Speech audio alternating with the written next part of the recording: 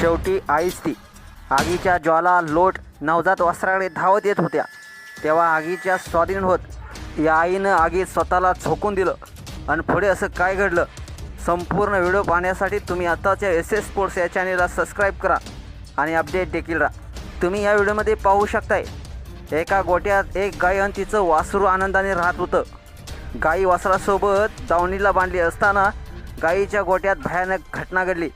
गोट्या शेजारी शेतात पेटवलेला पालापाचोळा, तोच पालापाचोळा अचानक जोरात वाऱ्याने ओढून आला. वाऱ्याने प्रत्येक गोष्टीला उचलून आणलं. त्यामध्ये शेतातून उडालेला हा आगीचा वनवास थेट गोट्याच्या शेजारी येऊन पडला. ही आग हळूहळू भडकू लागली आणि वासराच्या दिशेने येऊ लागली.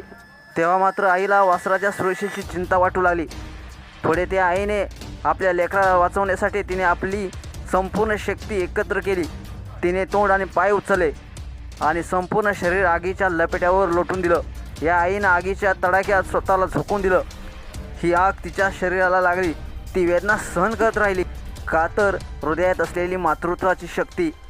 या आईने स्वतःच्या शरीराने स्वतःच्या जीवाची बाजी लावून ती आग विझवली.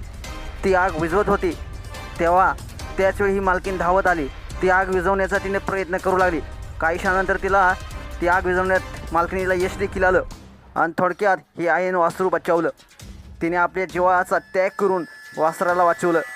तिच्या या धाडसी कृत्यामुळे नेटकरी देखील थक्क झालेले आहेत. अशा प्रकारचा हा व्हिडिओ सोशल मीडियावरती प्रचंड व्हायरल होत आहे.